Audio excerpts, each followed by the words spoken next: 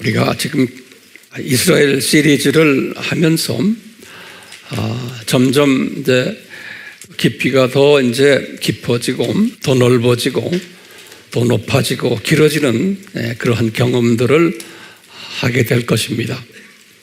지난 주에는 아브라함을 조교 팀장으로 세우신 그러한 일에 조력을 했던 부친 데라에 대해서 우리가 공부를 했는데요. 오늘은 이어서요. 왜 하나님께서 이스라엘 사람들의 대표되는 아브라함을 가나안으로 보내서야만 했는가? 상당히 어려운 또 중요한 그러한 질문이에요. 이 질문은 오늘 꼭 해답을 받아야 돼요. 준비됐어요? 이거 해답 받아야 돼요. 알다시피 저는 항상 질문을 던지고는 그 질문이 제 질문이 아니고 성령님이 저에게 이 질문 던져라. 그리고는 이거 대답해줘라. 그러면 여러분만 대답을 받는 것이 아니고 저도 똑같이 대답을 받는 거라고 생각하시면 되겠어요. 우리 모두가 이 질문에 해결을 받아야 돼요. 그렇게 되면 어떻게 돼요? 우리가 예수님에 대한 믿음이 더 커지고 우리 예수님을 더 존경하게 되고 그분을 경외하는 마음이 우리 속에 더 커지는 거예요. 이 질문들이 해결받을 때마다. 그렇죠? 그러기 위해서 그러는 거예요. 지난 시간에는 예수님께서 아브라함에게 나타나셔서 디아스포라 명령을 몇 가지 내렸죠? 4가지 디아스포라 명령을 내렸잖아요. 그리고는 7가지 복을 약속하셨던 것 우리 지난 시간에 공부했어요. 아브라함이 자기 부친에게 이 사실을 이제 알려주고 이제 부친께서 이제 가족들을 데리고 하란으로 갔던 이야기 우리 지난 시간에 공부했어요. 그러면서 이때 데라가 몇 살이었나? 이것이 우리의 질문 중에 하나였고요. 아브라함이 몇 살이었는가? 이런 부분들을 우리가 좀 성서에는 자세하게 나오지는 않지만 제가 지난 시간에 제가 추측하는 것들을 가지고 많은 신학을 전공한 분들이 제가 이렇게 문서들을 보면은 다 여러 가지 견해들이 있어요. 유명한 본들도 다 견해들이 달라요. 그래서 이걸 한번 다시 좀 간단하게 정리를 좀 했으면 좋겠어요. 정리하고 싶죠? 자, 그러면요. 그 창세기 11장 26절이 우리를 좀 조금 혼돈스럽게 하는 내용이에요. 왜 그러냐면 우리나라의 개역 성경에는 데라가 몇 살 때에 아들 셋을 낳았다 그랬어요? 70세 때 그랬어요. 근데 우리나라 개역 성경은 데라가 70세 때 이렇게 세 분을 낳았다 그랬어요. 근데 이 말을 가만히 들여다보면 이 논리적으로 맞지가 않아요. 다시 말하면 70세에 어떻게 세 아들을 낳아요? 그러면 쌍둥이도 아니고 이거 세 아들을 뭐라고 그래요? 그렇게 된 것이 아니에요. 그렇기 때문에 그 개역 성경이 번역이 조금 좀 잘못됐어요. 그거를 우리나라의 그 킹 제임스 성경이 한글판을 보면 번역을 잘 해놨어요. 왜냐하면 원어를 보면은 어떻게 되어 있냐면 제가 영어로 말하면 이렇게 되어 있어요. 뭐 NIV나 킹 제임스나 많은 영어 성경에는 테라 lived 과거형이에요. How many years? 70 years 그랬어요. 그러니까 데라가 70년을 살았다 그랬어요. 그리고는 그 다음에 뭐냐면 그리고는 아무개를 낳았다 그랬어요. 그럼 가만히 보세요. 제 말 이렇게 잘 보세요. 그러면 우리 항상요, 데라가 낳기 전에 데라 아버지 또 할아버지 쭉 해서 보면 데라가 셈족이죠. 거기 창세기 11장 12절부터 26절까지 거기에는 첫 아들을 낳는 나이가 나와요. 그게 몇 살이에요? 약 30세죠. 그렇죠? 분명하게 성서에서는 첫 아들을 낳을 때 30세 이렇게 얘기해요. 30세 이렇게 쭉 나왔어요. 이 말은 뭐냐면, 근데 데라 때 와서는 갑자기 그 30세 할 때 뭐라고 하냐면 아무개가 30년 살았다. 그리고는 아들을 이렇게 낳았다. 이렇게 되어 있어요. 원어를 보면은 영어 성경도. 예. 그런데 데라가 70년을 살아서 아들 셋을 낳았다 그랬어요. 그러면 이제 우리가 추측하는 거예요. 아하, 앞에 나오는 그 30세 됐을 때의 첫 아들을 낳은 거를 우리가 염두에 두고, 아하, 데라가 30세 됐을 때 큰 아들을 낳겠구나. 우리가 이렇게 보는 거예요. 그러면 누구의 큰 아들이? 아브라함인 거예요. 그러니까 데라가 30세 됐을 때 큰 아들을 낳고, 그리고는 또 몇 살 됐다가 둘째 아들을 낳고, 그 다음에 셋째 아들까지 낳았을 때가 내 생각에는 한 70세 정도 되지 않나 보는 거예요. 이렇게 우리가 성경을 보면 돼요.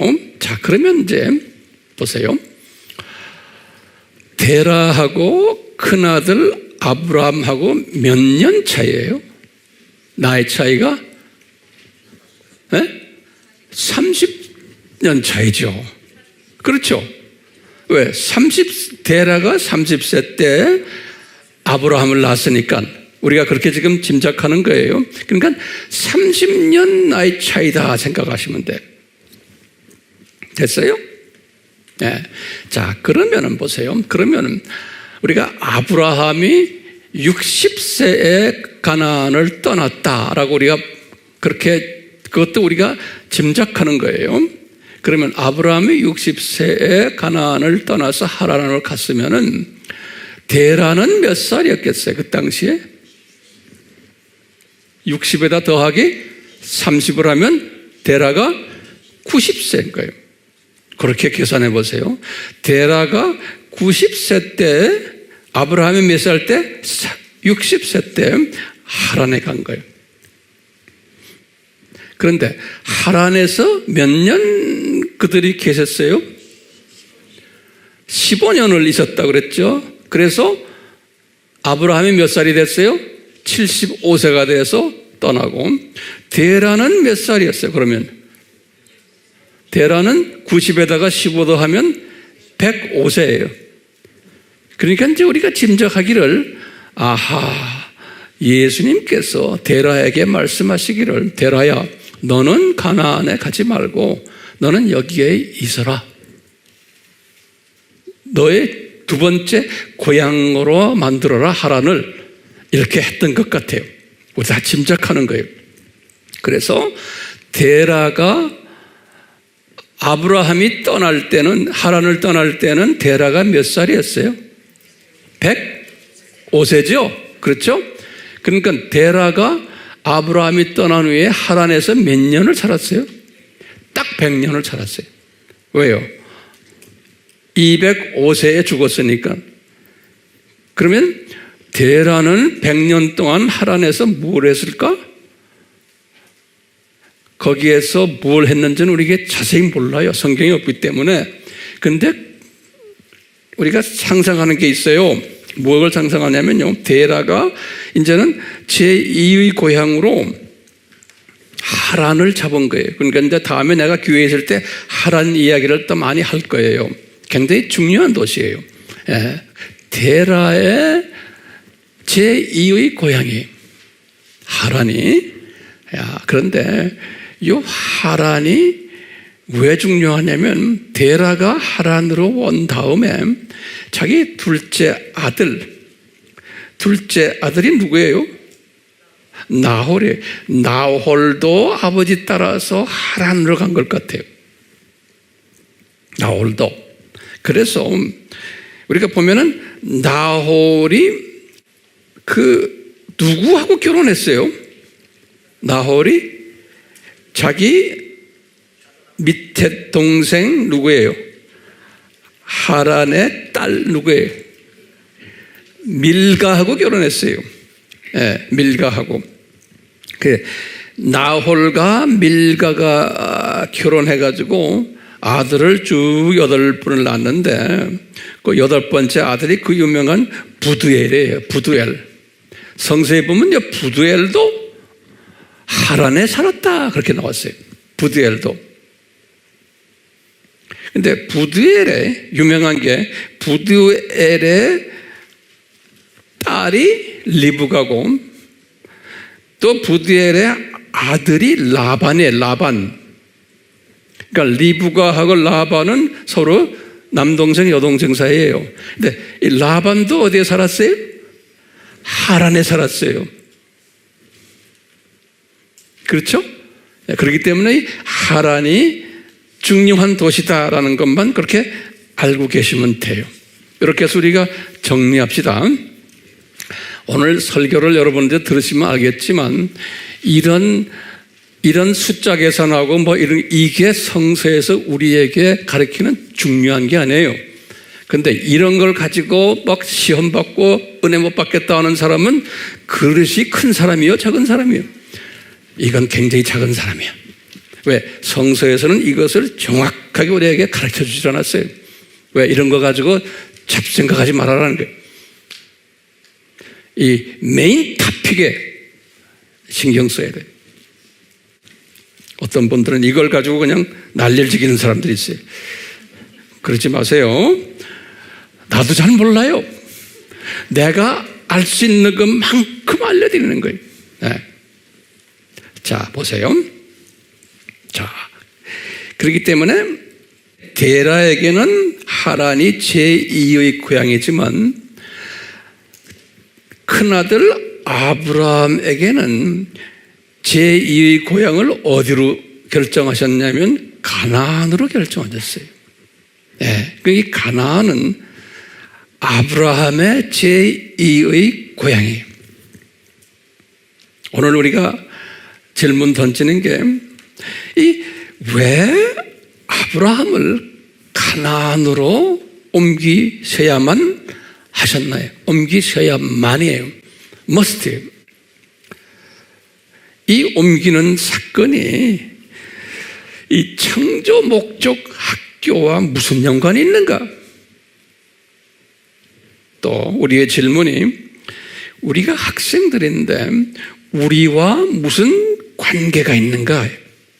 또는 창조 목적과 무슨 관계가 있는가? 이렇게 질문을 던질 때 분명 이 옮기는 이 일이 분명 하나님의 숨겨진 뜻이 있음을 우리는 부인할 수가 없어요. 그렇기 때문에 분명히 이 뜻을 오늘 우리가 찾아내야 되는 거예요. 그런데 또 질문 하나가 있겠어요.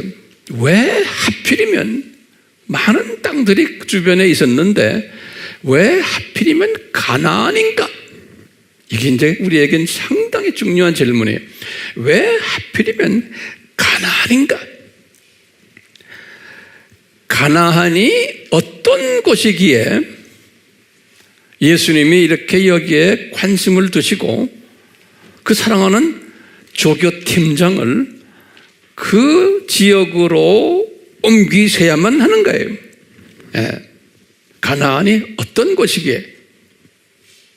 그러면 이제 이 부분을 이제 가지고 우리가 한번 자세히 볼 것이에요.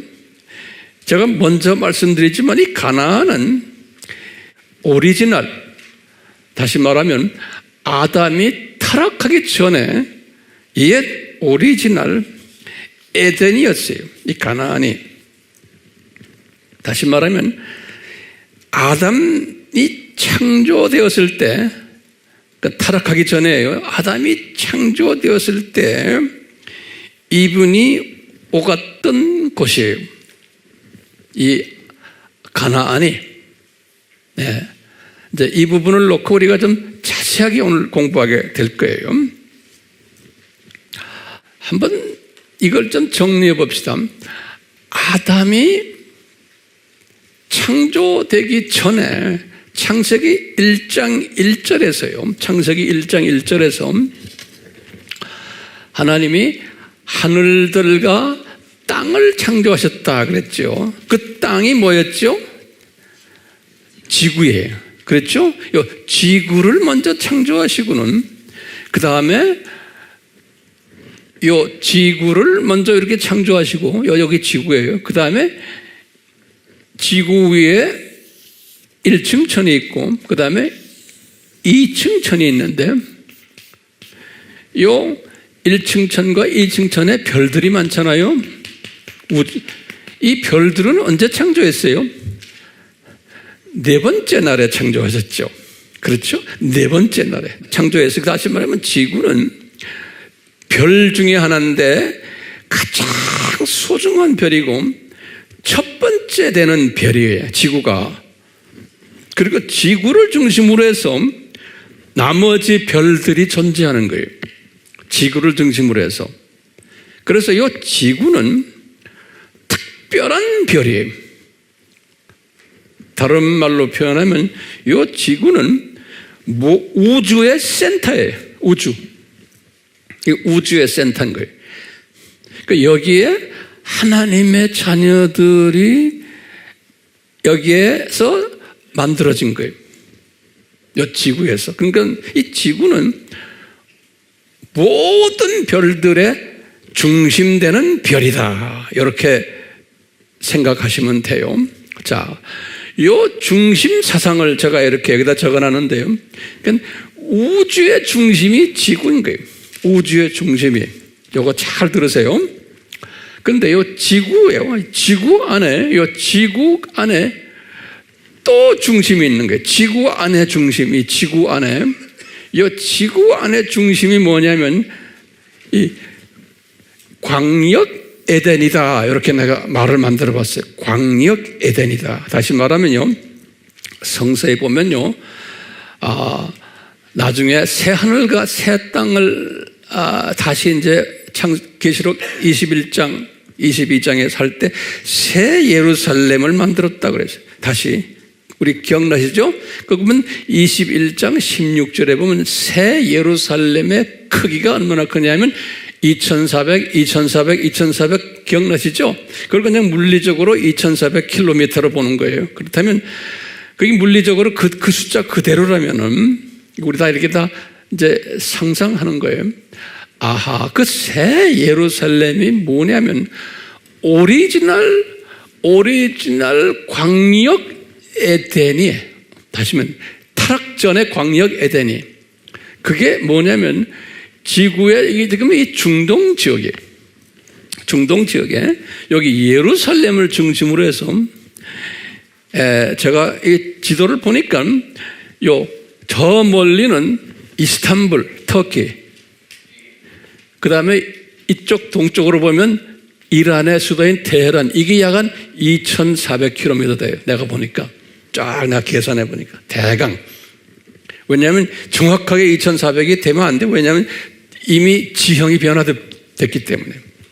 그 다음에 이스탄불에서 지금 여기 애굽의 서남 코너에 여기 리비아가 있고 수단이 있는데 요까지가 약 한 2400이에요. 애굽 제일 끝에. 그 다음에 딱 보니까 그 중간에 사우디아라비아 메카가 있어요. 그리고는 옆으로 보면 아부다비, UAE, 두바이, 여기까지가 약 한 2400km예요. 이 두바이에서 노스로 쫙 올라가 놓으면 이란의 수도 테헤란이. 그러니까 이 2400, 오늘날의 중동 지역이에요. 네? 이 지역을 제가 이제 볼 때는 광역 에덴이다. 이렇게 넓은 에덴이. 이 넓은 요 지역이 지구에서 센터인 거예요. 됐어요? 우주에서 센터가 뭐라고 그랬어요? 지구예요. 그렇죠? 그럼 이 지구 안에도 센터가 있는데 그 센터가 뭐냐면 요 지역인 거예요. 절 따라오세요? 근데 요 지역에 지금 여기 지금 안디옥도 요 지역 안에 있고 하란도 요 지역에 있고 우르도 요 지역에 있고 다 그래요. 다시 말하면 아브라함 가족들도 요 광역 에덴에서 태어난 거예요. 또 하란 간 것도 하란도 광역 에덴이에요. 그러고 있다가 이제 15년 하란에 있다가 이제 가나안으로 들어가라 그러잖아요. 가나안은 뭐냐면 가나안은 광역 에덴에서 지역 에덴, 여기 가나안이에요. 지역 에덴으로 내려. 그럼 더 중심으로 간 거예요. 그 여기 가나안이에요. 가나안. 여기를 지금 내려간 거예요. 여기 내려갔다가 이거보다 더 밑으로 내려가는 센터로 내려가는 게 여기 뭐냐면 유대 지방이에요. 여기 유대 지방이 지방 에덴, 이건 유대 지방이에요.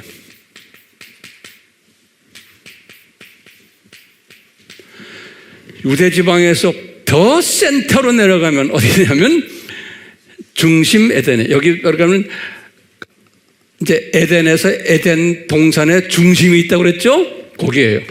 예. 그래서 중심 에덴에, 그 중심 에덴에 거기에 누가 있었어요? 아담과 하와가 있었고, 그렇죠? 거기에 생명나무 과일도 있었고 선악을 알게 하는 과일도 있었고, 그 중심 에덴에 또 뭐 있었어요? 지금 이 말 잘 들으세요.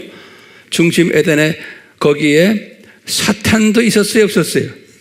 사탄도 있었어요. 거기에 중심 에덴에. 예. 엘로힘 시리즈에서 제가 7번째 강의에서 여기에 대해서 자세히 설명했어요.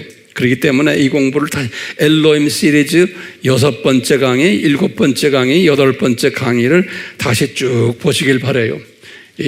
특히 이 영상으로 공부하는 분들은 오늘은 그걸 바탕으로 해서 내가 좀 설명하는 거예요.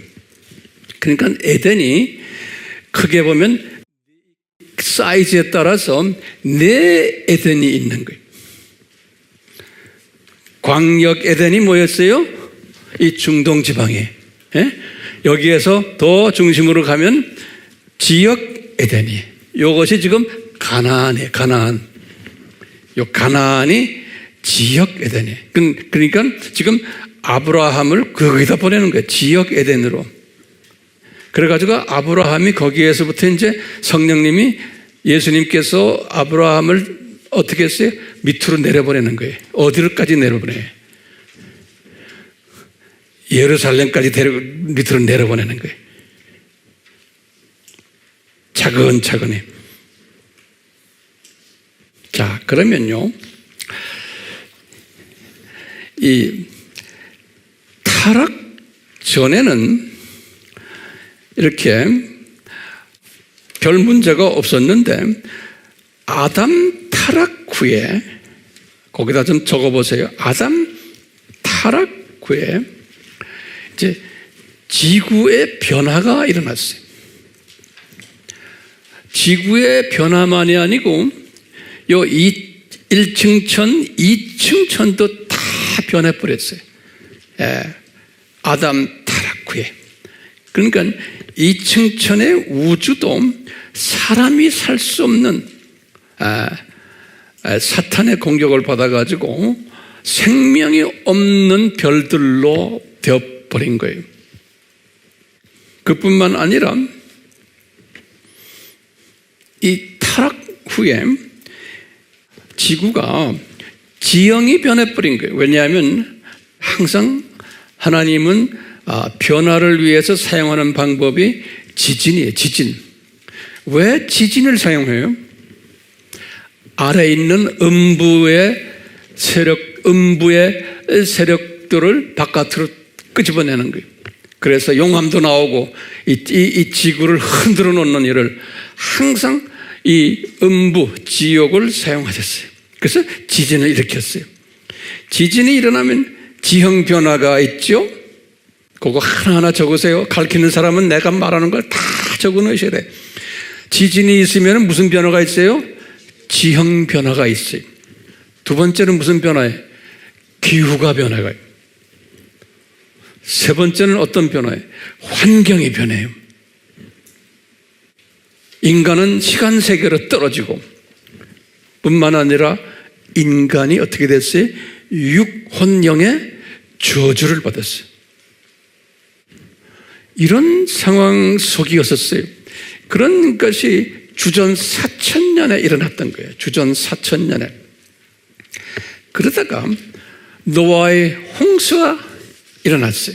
그게 주전 2500년이에요.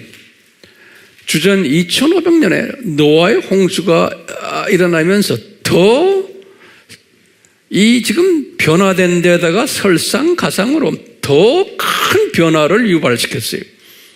이 노아의 홍수. 그래서요, 이때 아마 이 지진이 일어나가지고 분명히 알죠? 우리 창세기 7장 11절에 보면 지진이 일어났대요. 노아의 홍수는 지진에 의해서 홍수가 생긴 거예요. 창세기 몇 장 몇 절이요? 7장 11절이에요. 꼭 외워두세요. 이것 때문에 지형 변화가 일어나서 오늘날의 5대양 6대주가 생기지 않았나 보는 거예요. 오늘날의 5대양 6대주. 아마 그 후에 일어난지도 모르지만 그렇기 때문에 그 때문에 지금 이 광역 에덴에 이것도 움직인 거 지형 변화 때문에. 그렇기 때문에 우리 이 에덴을 보면은 에덴 중앙에서 4강이 흐른다 그랬는데 그 4강 중에서 2강만 현재 존재해요. 기억나시죠? 유브라데 강하고 무슨 강이에요? 디그리스 강. 나머지 2강은 이 지각 변동 때문에 없어진 것 같아요. 자, 이렇게요. 홍수로 통해서 에덴에 큰 변화가 왔는데 에덴에 변화가 왔다는 것은 광역 에덴도 변화가 왔고 지역 에덴인 가나안도 변화가 왔고 지방 에덴 유대 지방도 중심 에덴은 예루살렘도 다 변화가 왔었어요. 노아의 홍수 때문에. 그런 상황 속에서 아브라함을 부르신 거예요. 주전 2000년에. 그러면서 아브라함 보고 뭐라고 그러냐면 아브라함아 너 이제 하란에 갔지? 이제는 가나안으로 들어가라. 이 말은 뭘까요? 아브라함이 가나안이 뭔지도 모르고 갔었지만 지금 우리의 생각은 뭐죠? 우리는 그것이 옛날 무슨 에덴이었다? 지역 에덴이었구나. 가나안이. 근데 아브라함은 몰랐어요. 그냥 간 거예요. 그렇지만 예수님의 마음속에는 옛 지역 에덴으로 너 들어가라.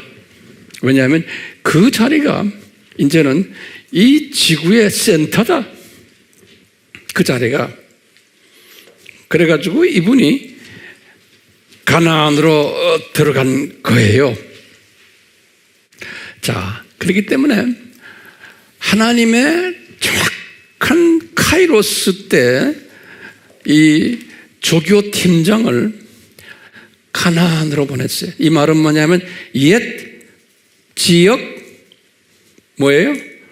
에덴이 지역 에덴으로 보내신 거예요. 지역 에덴으로 딱 보내신 다음에 이게 지금 가나안이에요. 우리 잘 알다시피 이 딱 여기서 지금 이 지역 에덴으로 들어갈 때 제일 먼저 도착한 데가 어디예요? 여기 이 사마리아 지역에 어디예요? 저기다 내가 적어놨어요. 세겜이에요. 세겜. 여기 써놨죠, 제가요? 여기 보세요. 가나안 도착해서 75세에 창세기 12장 4절 세겜에 도착했어요. 12장 6절이에요. 세겜에 도착했는데 뭐라 그러냐면 예수님이 아브라함에게 얘야 네가 지금 밟고 있는 이 땅 주변 봐라. 이거 다 너한테 줄게 그러는 거예요. 그러니까 이 옛 에덴 동산 네 거다. 너 가져라. 그러면서 이 사람이 거기에 앉아서 예수님께 제단을 만들어가지고 예배를 드린 게 이 세겜이에요. 그리고는 거기에서 베델로 내려갔어요. 여기 지금 베델은 여기 지금 요 베델은 무슨 지방이에요? 베델은 유대 지방이에요. 베델은요. 그래서요. 이제 어디로 들어간 거예요? 유대 지방이 어디예요? 지방 에덴으로 이제 들어간 거예요. 점점 더 깊이 센터로 들어가는 거예요. 네. 베델은 뜻이 뭐예요? 베델이란 뜻이 The house of God 그러죠. 따지면 하나님의 집이다 그런 뜻이. 네. 베델이란 뜻이요. 거기서 또 제사를 드렸어요. 네. 그러면서 점점 더 계속 남향을 했다 그랬어요. 여기 창세기 12장 9절에 보면. 왜? 이 뜻이 뭘까요? 남향을 했다. 베델에서 남향했다는 뜻이 무슨 뜻이에요? 점점 더 센터로 내려갔다라는 소리랑 마찬가지예요. 센터로. 예? 센터가 어딘지 알죠? 그 남향을 했어요. 남향을 했는데 남향을 하는 과정 속에서 그 동네에 기근이 일어났어요. 우리 다 아는 이야기들이에요. 아는 이야기들을 제가 이것을 잘 설명해 드리는 거예요. 기근이 일어나서 하나님은 꼭 사람을 옮길 때 어떤 역사적인 어떤 사건을 통해서 뜻을 이루기 위해서 기근을 일으키는 일이 많잖아요. 그래서 기근을 일으켜서 이분이 어디를 내려갔어요? 애굽으로 내려갔죠. 기억나시죠? 창세기 12장 10절에서부터 20절 이야기가 애굽으로 내려간 이야기예요. 애굽에 내려가서 어떻게 했어요? 자기 처가 아주 미녀였던 모양이에요. 그러니까 자기 처 보고 뭐라고 그랬어요? 당신 이제 애굽 바로 왕이나 그 팀들에게 my sister라고 불러라. 그래서 그렇게 했죠. 그래서 애굽의 관원들이 그 이쁜 여자를 보고는 자기 왕한테 바친 거예요. 그 여자를. 왕한테 이렇게 바치니까 왕이 너무 좋아가지고 그 여자가 이쁘니까 아브라함에게 뭐 동물들 염소, 낙타, 소, 동물들 많이 주고요. 부자가 됐어요. 이 여자 때문에. 그래서 이제 이 여자를 자기가 좀 겁탈하려고 그러는데 갑자기 이제 예수님이 나타나셨어요. 그 바로 왕한테. 그래서 그 가정을 혼쭐을 냈어요. 그래서 이제 이분이 겁이 나가지고 얘야 너 네 마누라를 왜 시스터라고 말해서 나를 이렇게 혼쭐을 내냐? 내 가족이 혼이 났다 지금. 그래가지고 애굽을 떠나라. 그래서 이제 이분이 떠날 때 남자 종들도 주고 여자 종까지 다 붙여서 줬거든요. 근데 그 여자 종 중 하나가 하갈인 거예요. 그러니까요, 하갈을 주시기 위해서 또 아브라함에게 재산을 주시기 위해서 그 다음에 또 뭐냐면 롯을 떨어뜨리기 위해서요. 이 세 가지 목적이 있어요. 롯을 이제 떨어뜨리기 위해서 하갈이라는 여자를 통해서 누가 나와요? 이스마엘이 나오면서 누가 나와요? 아랍 사람의 조상이 나오는 거예요. 그러니까 아랍 사람들도 아브라함의 피를 가진 사람이고 데라의 피를 가진 사람들이에요. 그 아랍 사람을 만들기 위해서 애굽 여자의 태를 사용하시는 거예요. 그게 하갈이에요. 그런 그 여자를 픽업하기 위해서, 선택하기 위해서 기근을 일으켜서 이 밑으로 내려가게 한 거예요. 그러니까 역사 속에서 보면 그 안에 깔리는 하나님의 뜻이 있죠. 네. 자, 내려갔죠. 내려가서 이제 애굽에서 그런 일이 있어가지고 다시 베델로 귀환했어요. 귀환할 때 아주 부자가 돼가지고 귀환해서 이제 우리 이야기 다 알죠. 롯도 재산을 가지니까 그 노예들과 아브라함의 노예들과 싸움이 있어가지고 나중에 이제 예수님께서 아브라함 보고 그랬을 거예요. 얘 이제 떨어뜨려 놔라. 이제 롯을 떨어뜨려 놔야지만 뭐가 성취가 돼요? 4가지 디아스포라 명령이 성취가 되는 거예요. 드디어 그 중에 롯을 달고 다녔잖아요. 이제 그것이 완전히 성취가 되는 것이 요 롯을 떨어뜨려 놔야지만 되는 거예요. 이 롯을 떨어뜨려 놓은 롯이 어디로 갔어요? 소돔으로 갔죠.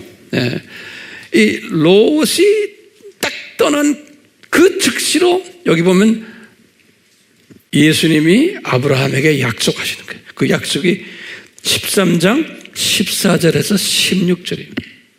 롯을 떨어뜨려 놓고는 그 약속이 뭐예요? 얘야, 이 주변을 봐라. 이 다 네 땅이다. 그리고 네 자손이 모래 숫자만큼 많아지겠다. 네 자손이 하는 이야기를 약속을 하는 거예요. 아브라함은 이 소리를 들었지만 이게 무슨 뜻인지도 모르고 하는 거예요. 왜냐하면 아브라함의 자손들이 앞으로 할 일이 뭐예요? 조교 역할을 하는 우리 이방 하나님의 자녀들에게 창조 목적을 가리키기 위한 조교 일을 어느 무대에서 해요? 요 가나안 무대에서 하는 거예요. 가나안 무대에서. 요 가나안 땅이 조교팀들이 우리에게 창조 목적을 가르쳐 주기 위해서 이 가나안 땅에서 이게 무대, 연극 무대 뛰게 하는 거예요. 그러다가 가끔 요 광역 가나안 땅으로도 해요. 왜냐하면 요 지금 보시면 구약에서 하나님의 자녀들이 창조 목적을 위배했잖아요. 위배해서 무슨 사건이 났죠? 722년 사건, 586 사건. 그게 뭡니까? 이 사람들은 다 디아스포라 만들었죠. 이때 디아스포라를 어딜 보냈어요? 요 광역 에덴으로 보낸 거예요. 광역 에덴. 여기가 바벨론이 여기 있었고 아수르가 요 동네고 다 광역 에덴 안으로 보내가지고 그 안에서 이 훈련을 시키는 거예요. 하나님의 자녀들을. 그러니까 우리는 그걸 보는 거예요. 아, 창조 목적이 이렇게 절대적으로 중요하구나라는 것을 아브라함 팀을 통해서 우리에게 교육시키는데, 교육 장소, 무대가 어디냐? 이 광역 에덴 동산, 또 지역 에덴 동산인 거예요. 에덴인 거예요. 자, 그러다가 이제 롯을 떠난 후에 우리 잘 알다시피 헤브론으로 내려왔어요. 마므레라고 그러죠. 헤브론으로. 여기 베델에서 여기 애굽으로 내려갔다가 애굽에서 다시 베델로 갔다가 베델에서 이제는 요 헤브론으로 내려왔어요. 헤브론은 사해에서 한 중간 정도 되는 요게. 그래서 헤브론에서 이분이 아브라함이 정착했어요. 헤브론에서 정착을 하고 있는데, 이제 우리 창세기 14장에, 여기 이제 13장 이야기거든요. 이제 14장에서 우리 잘 아는 여기 소돔 있죠? 소돔. 여기가 이제 소돔인데, 무슨 일이 일어났어요? 이 소돔 지역에 5개의 왕국이 있었고, 그 다음에 페르시아만 지역에, 우르와 이 동네 지역에 4개의 왕국이 있었다. 우리 공부했죠? 이 4개의 왕국인데, 이 소돔 지역의 왕국에서 항상 조공을 여기다 바쳐오다가 조공을 바치질 않은 거예요. 12년 동안 그러다가. 그러니까 이제 이 페르시아 이쪽에서 화가 나가지고 공격을 해서 여기가 홀딱 망하는 이야기예요. 14장 이야기. 그것을 중동전쟁이다. 그러죠? 첫 중동 전쟁이 일어났어요. 엘로힘 시리즈의 7번째 강의를 반드시 다시 한번 리뷰하세요. 네. 굉장히 중요하기 때문에 그래요. 그래가지고 아브라함이 그것을, 그래서 여기 롯이, 이제 롯과 롯 가족이 어디까지 노예로 붙잡아 갔어요? 이 북쪽에 다메섹까지, 여기 단 지역과 다메섹까지 이제 가는 모습을 아브라함이 보고를 받고는 아브라함이 자기 군대 318명을 데리고 공격해서 올라가 가지고 다시 쟁취해 가지고 노획물 가지고 내려오는 이야기, 그게 14장 이야기, 14장 처음 이야기. 여기 14장 11절에서 16절까지. 이 배경을 우리 알지만 다시 정리하는 거예요. 자, 그런데 성령님께서 이분이 내려오는 과정 속에서 어디로 내려가야 돼요? 자기 지금 집이 헤브론 아니에요? 헤브론으로 내려가야 되는데, 여기 이 동네에서 이제 내려가는데, 이분이 어디에 내려가니? 여기 살렘으로 내려간 거예요. 살렘에. 요분이, 요 살렘이 지금 어디냐면, 중심 에덴이에요. 요 중심 에덴으로 내려가는 거예요.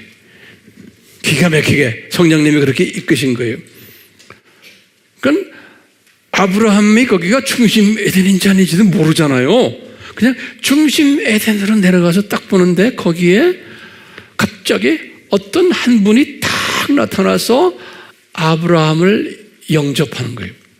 그분이 누구냐면 소돔 왕이다 그런 거예요. 소돔 왕.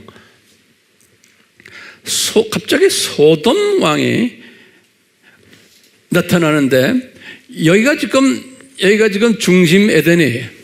여기가 중심 에덴. 지금 아브라함이 이렇게 해서 내려오는데 갑자기 요 소돔 왕이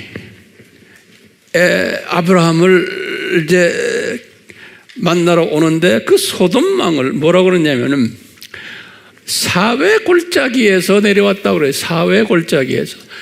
이 사회 골짜기가 어디냐면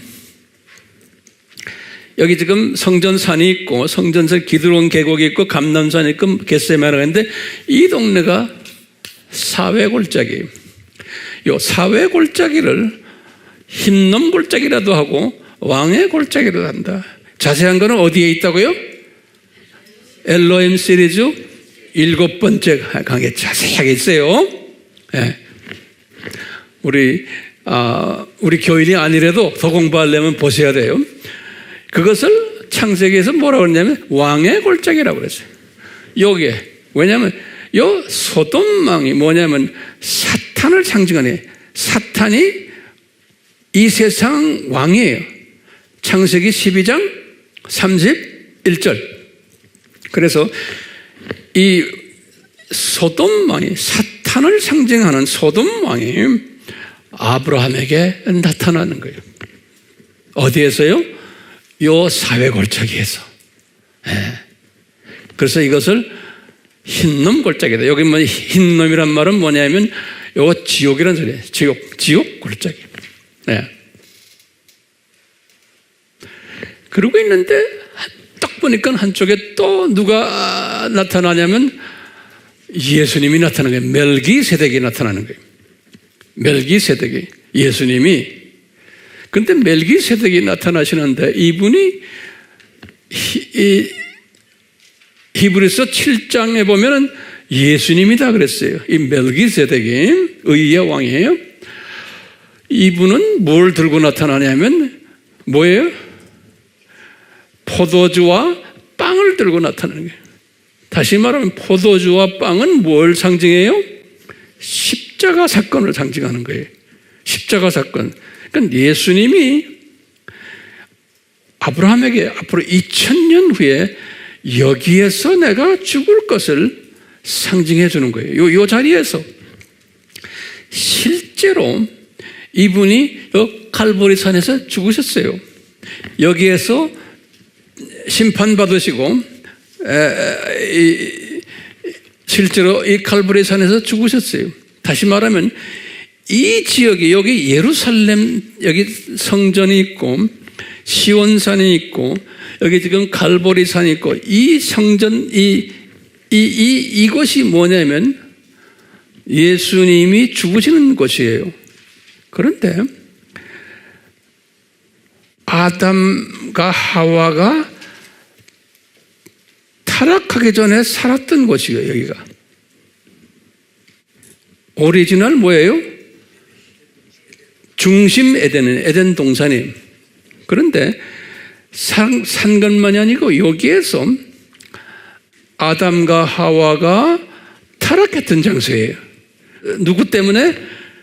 요 사회 골짜기에 있는 사탄 때문에. 그러니까 여기 오리지널 에덴인데, 중심 에덴인데 거기에 사탄도 있었고 예수님도 계셨고 거기에 아담과 하와가 있는데, 거기에서 이 사탄에 의해서 아담과 하와가 완전히 죽어버린 곳이에요. 여기가 그 죽어버린 그 자리에서 예수님이 죽으시는 거예요. 다시 그 자리에서 이것을 창세전에 디자인하신 거예요. 예수님의 십자가 사건을. 지금 아브라함은 그런 역사적 배경을 모르면서 지금 중동전쟁 끝나고는 이 동네에 간 거예요. 아브라함이 알았겠어요? 몰랐겠어요? 아브라함은 몰랐어요. 내가 지금 여러분들에게 지금 말씀하신 건요, 중요한 개념이에요. 아브라함이 몰랐는데 예수님은 아브라함을 사용하셔가지고 이제 그 팀들을 사용하셔서 저 자리가 창세전에 십자가 사건을 디자인하신 이 우주의 센터 자리라는 것을, 우주의 센터 자리라는 것을, 그래가지고 때가 돼서 아담과 하와가 거기에서 영적으로 죽게끔 하고, 나중에 때가 되어서 그 자리에서 예수님이 성육신 하셔서 그 자리에서 죽으심으로 아담과 하와 그 우선들의 저주를 뒤집어 쓰시는 장소가 저 자리라는 거예요. 센터 자리인 거예요. 저 자리가.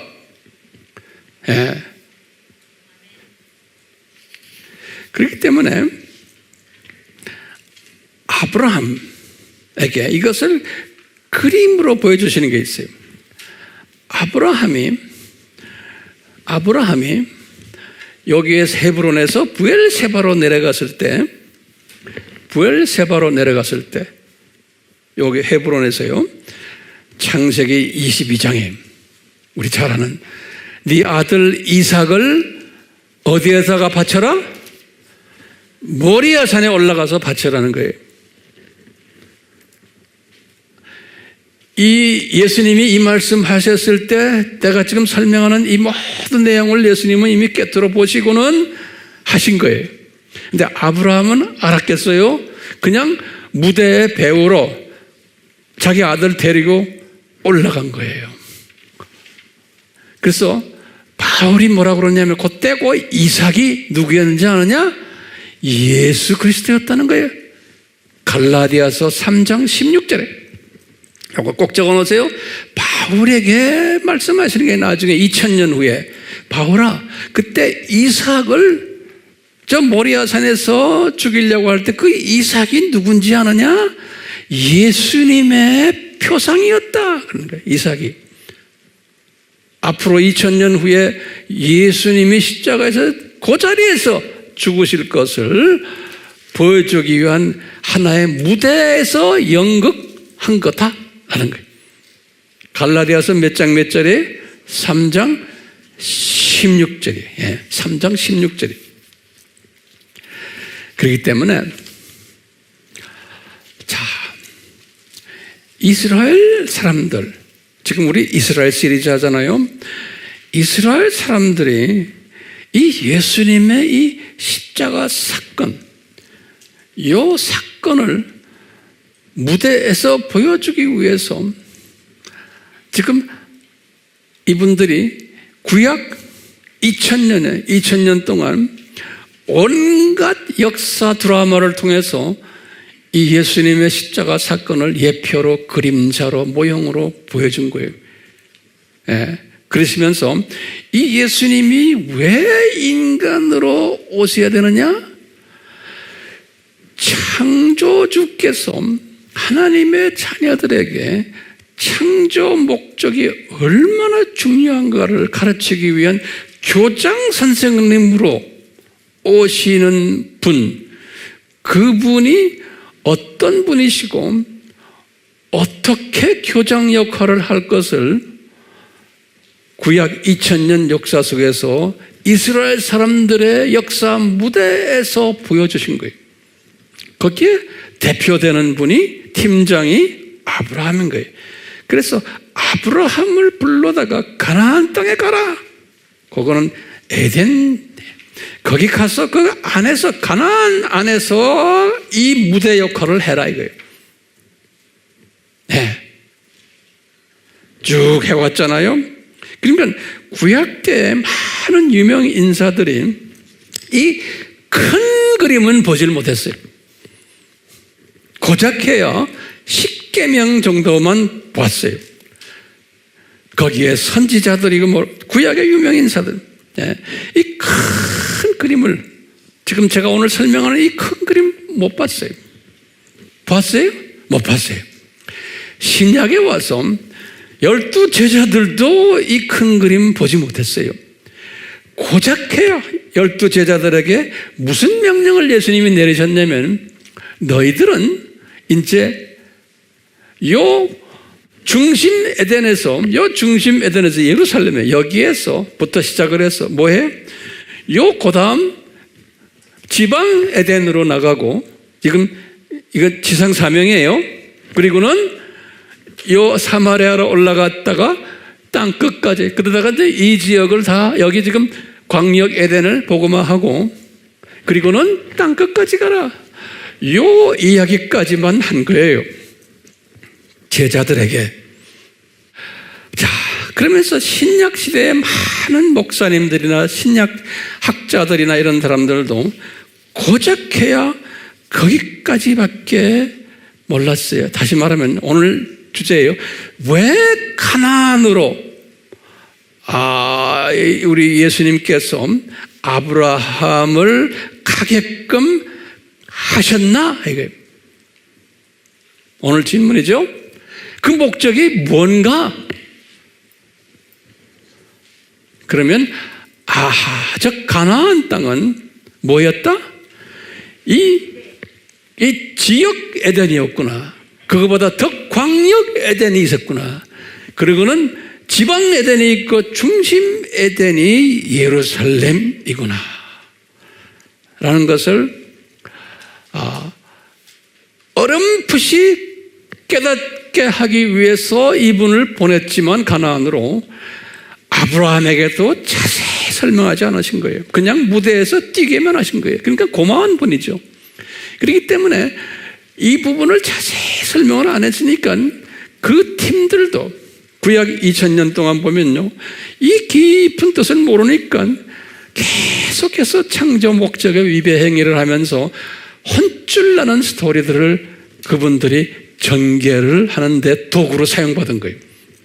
하나님의 깊은 뜻 안에서, 신약에 와서도 마찬가지, 하나님의 자녀들이지만 이 깊은 뜻을 모르면서 지금까지 온 거예요. 그런데 이제 예수님의 재림이 가까운 오늘날, 지금 주님께서 우리에게 이 깊은 뜻을 조금씩 계시해 주는 거예요. 딴 분들은 모르겠지만 저에게는 그런 거예요. 그래서 제가 이것을 여러분과 나누는 거예요. 그런데 우리 아미 팀들은 이 계시를 수화를 하니까 제가 이런 어려운 이야기를 지금 하고 있는 게 아니에요. 소화해요, 안 해요? 소화를 하는 거예요. 그러니까 큰 그림을 보는 거예요. 큰 그림을. 왜 가나안으로 보내셨는지 그 목적을 내가 지금 설명해야 되는 거예요. 예. 자, 그런데요, 문제가요, 지금 예수님의 재림이 가까운 이때 우리가, 여러분들이나 저예요, 이 큰 그림을 우리가 보고요, 제가 걱정하는 게 하나 있어요.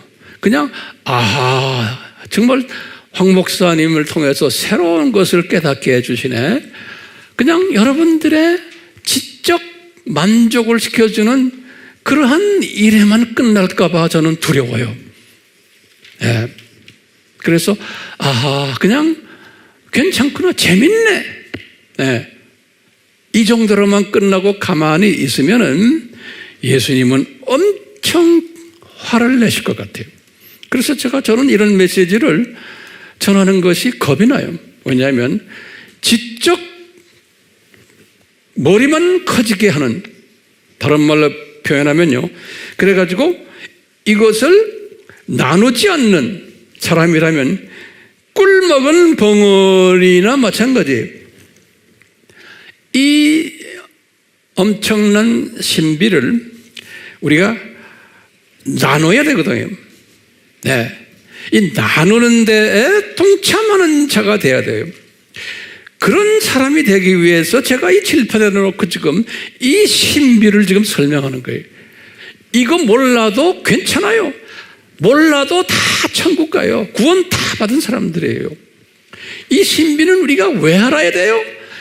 이것을 통해서 내가 더 예수님의 위대성을 깨닫고 이분의 창조 목적을 더 내가 피부로 느끼고 이분의 그 정말 자상함을, 이분의 그 깊은 마음을 조금이라도 내가 읽을 수 있는 그런 사람이 됐을 때 이 예수님을 더 경외하게 되는 거예요.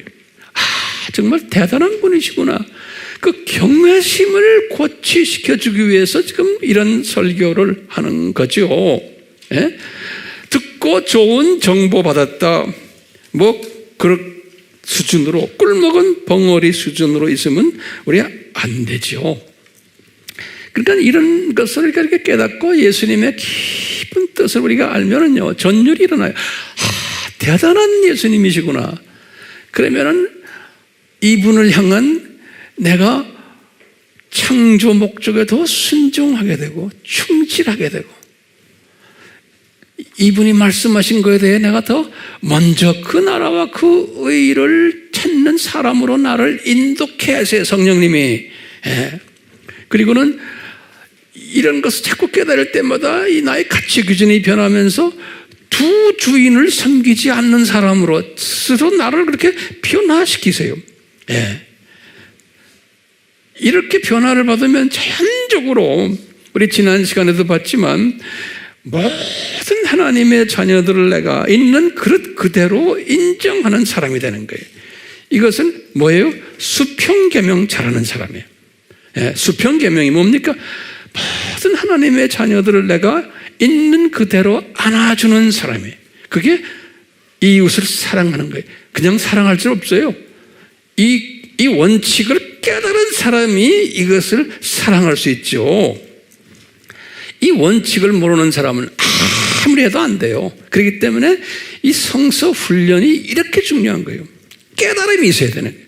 네. 이 깨달은 사람은 이렇게 수직 계명에 충실하고 수평 계명에 충실하면서, 그러면서 자동적으로 지상 사명으로 가게 되어 있어요. 자동적으로. 예, 이건 안 하면은 앞이 안 된 거예요. 그러니까 내가 이것을 전하도록 성령님이 나를 막 볶아서 하는 거예요. 성령님이. 그렇기 때문에 황 목사님 지상 사명을 한다면 선교사로 나가야 됩니까? 나갈 필요 없어요. 있는 그 자리에서 얼마든지 할 수 있는 거예요.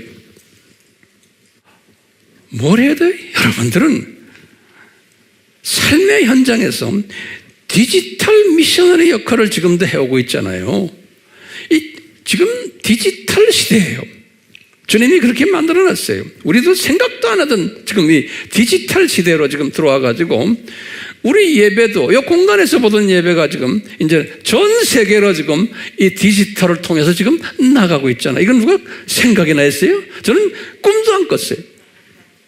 네. 주님이 이렇게 하시는데 우리도 여러분들도 이 시대에 걸맞게 이 디지털 미셔너리 일을 하셔야만 돼요. 이거를 왜 해야만 돼요? 안 해도 괜찮아요. 들림받는 신부가 되시려면 이 디지털 시대에 디지털 미셔너리 일을 잘 하셔야 돼요. 디지털 미셔너리 일들 뭐 여기저기다 퍼주는 일들 지금 많이들 하고 계시잖아요.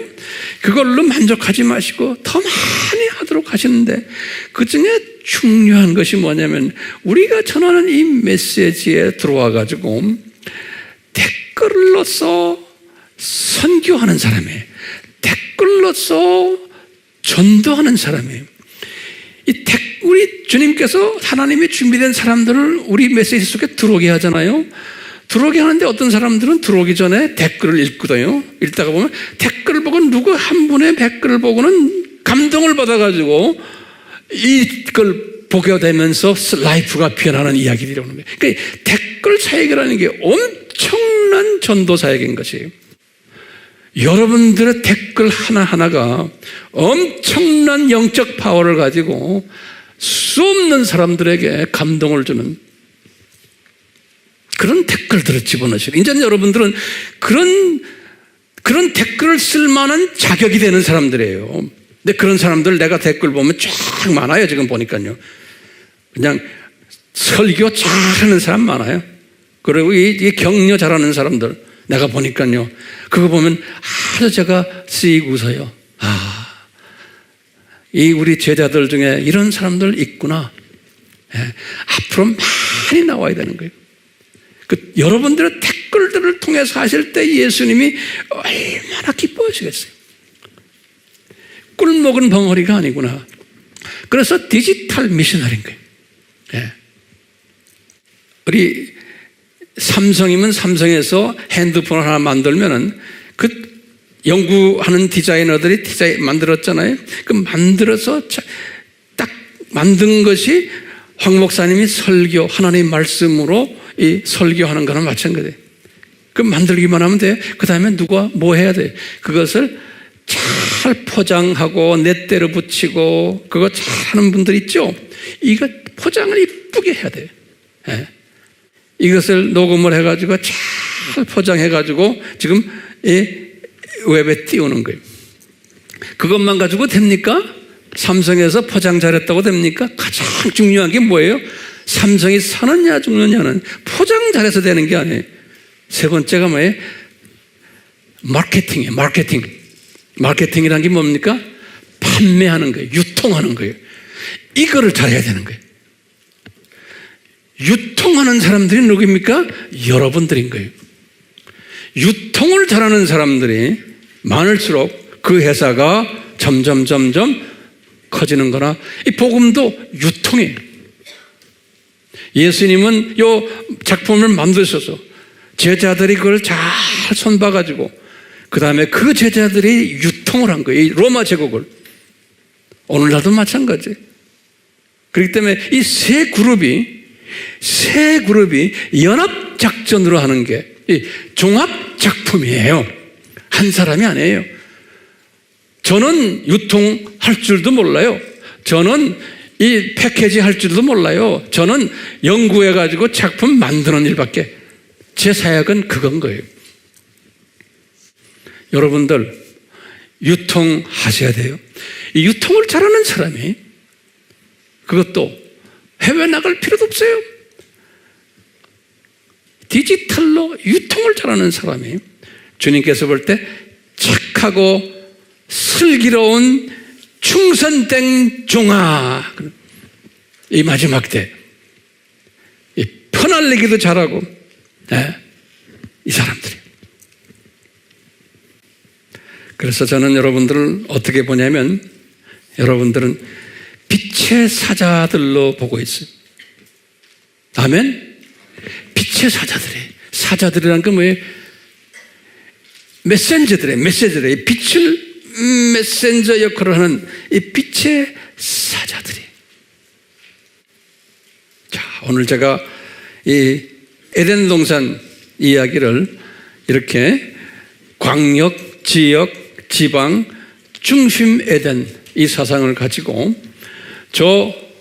지금 사회 골짜기 저 이야기 에덴 동산. 자, 그래서 이제 예수님이 오시고 우리가 이제 나중에 천년왕국 끝나고 심판이 있은 다음에 새 하늘과 새 땅으로 올라갈 때 타락전 저 동네가 다시 회복되는 거예요. 타락전 이 동네가 회복이 돼요, 안 돼요? 되는 거예요. 우리가 그 그림을 그리면서 우리가 뭐 잘해야 돼요? 이것을 유통 일을 잘 하셔야 돼요. 유통하는 일. 이 삼성이든 어디든 대기업에 보면요, 이 유통하는 사람들 모아놓고 세미나하고 많이 잘해라 하는데 딱 보면 아주 특출나게 잘하는 사람들이 있어요. 예, 같은 메시지를 들었는데 그런 사람들은 진급도 많아지고 계속해서 수입도 많아지고 나중에 막 이사로 올라가고 나중에 막 간부가 되는 거예요. 예, 근데 그렇지 않은 사람은 도태돼 버리는 거예요. 똑같아. 이 복음 사역도. 예. 우리 예매 안에서는 제가 볼 때는 도태될 사람이 내 눈에 안 보여요. 할렐루야. 아멘. 우리 모두가 예수님의 신부로 특권을 누리는 한 분 한 분 되기를 소원하면서 제가 이 말씀을 준비한 거예요. 하나님 아버지, 오늘 이 말씀 속에서 우리가 던졌던 질문이 왜 예수님께서 아브라함을 가나안으로 던지셨는가? 여기에 대한 해답을 우리 나름대로 한번 찾아봤습니다. 이 해답이 어느 정도 정돈이 된 우리는 내 주변 사람들에게 이 해답을 나눠줘야 되고, 그것만 아니고 그동안 우리가 가지고 있는 모든 영적 보화들을 잘 나눠주는, 내가 직접 나눠주기도 하고 디지털로 나눠주기도 하고, 주님 이런 일에 열심히 하는 그러한 우리 모두가 되도록 성령님이요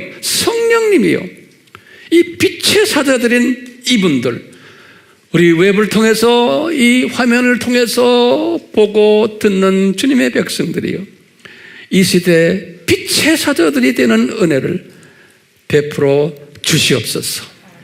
예수님의 이름으로 축원하옵나이다. 아멘.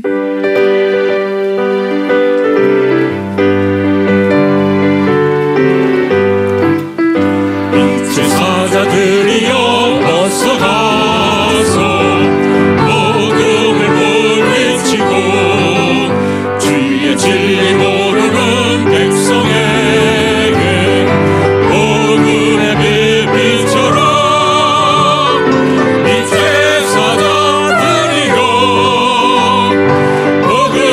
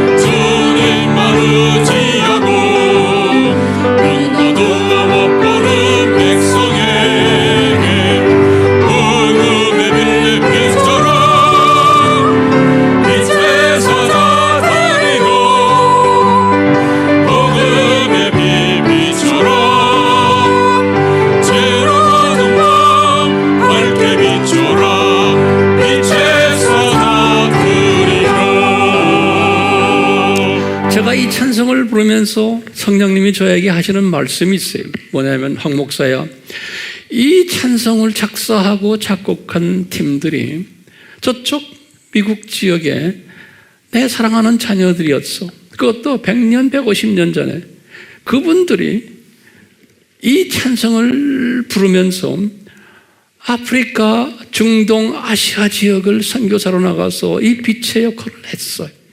그런데 이 사람들은 오늘 우리가 알고 있는 왜 아브라함을 가나안에 보냈는지까지는 깊은 뜻을 모르면서도 이 일을 했었단다 그러는 거예요. 그래서 그분들의 혜택을 받아서 우리 민족도 복음화가 됐단다.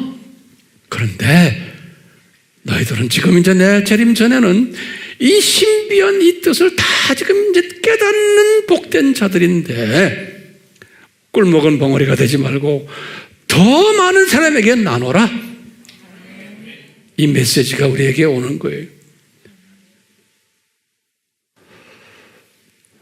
지금 이 시간은 우리 주 예수 그리스도의 무한하신 은혜와 하나님 아버지의 극진하신 사랑하심과 성령님의 끊임없이 조명케 하심과 가능케 하심과 선교에 참여케 하시는 그 은혜가 우리에게 넘쳐나기를 예수님의 이름으로 축원하옵나이다.